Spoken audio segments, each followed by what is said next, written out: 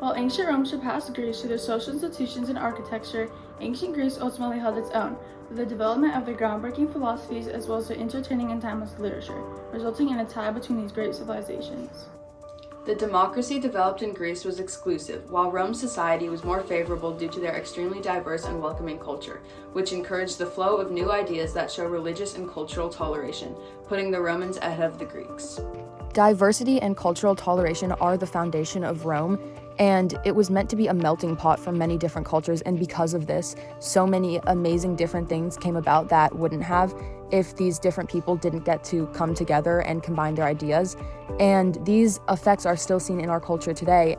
To prove this, I was able to do some research on different food types that wouldn't have been able to exist without the cultural mixing in Rome, and I went to Trader Joe's and compiled a cart full of these different types of food or food that contained these ingredients.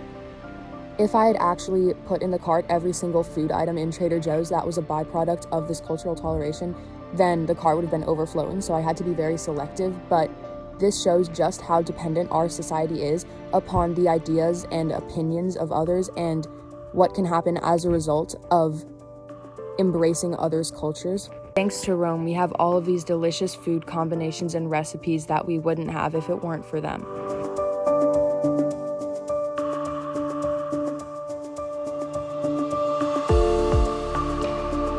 Our pets play huge roles in our lives, whether it's emotionally or physically. For example, therapy dogs and sightseeing dogs. And while it is true that originally dogs were domesticated by Native Americans, it is also true that without the mixing between cultures, these different animals that were domesticated by different societies and different people would never have the chance to interbreed and create new breeds of dogs and cats and bunnies and basically all of the pets that we know today. Nothing good ever comes from villainizing our differences, which is something the Romans were able to recognize early on and something the Greeks were not.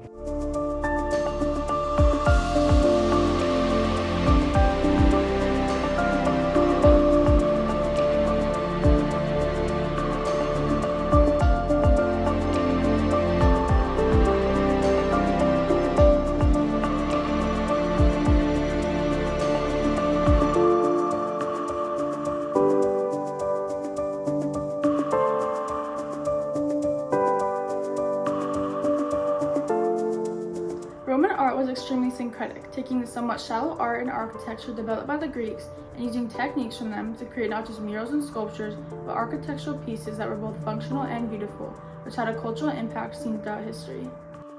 In the famous Colosseum built by the Romans, the use of many different techniques are shown, including arches that helped with stability and the structure of the seating inside.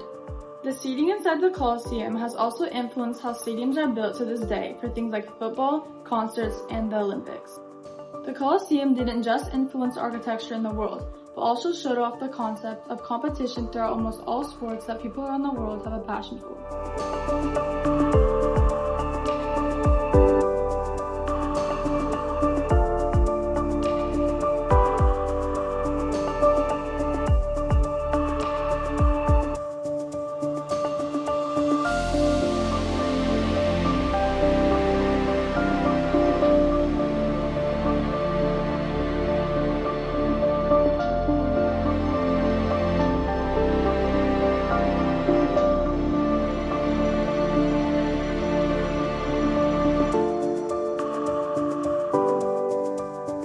Romans were practice-based, the Greeks were theory-based, being much more reasonable, and their philosophies changed the way people viewed themselves and interacted with society. This way of thinking was demonstrated by a famous philosopher and teacher, Socrates. He used what is called the Socratic method on his students to help them understand certain concepts. The Socratic method was a series of dialogue made up of questions to help the student develop and evolve their understanding or even change their thoughts of a certain topic or statement. The Socratic method can even unlock knowledge just by the student answering questions that they have been asked. What do you think the word triangle means? Triangle. I don't know. Okay, well, what does the first part of the word tri mean? Oh, like tri means three, like a tricycle. Yeah. What does the second part of the word angle mean? Angle is like part of a shape. It's the space in between, like where two lines meet. So you're saying that it's also seen in shapes? Yes. An angle is in shapes, yes. Okay, so what's your new understanding of the word, given that you said part of it means three and the other means angle that you've seen in shapes before? Oh, like a shape with three angles?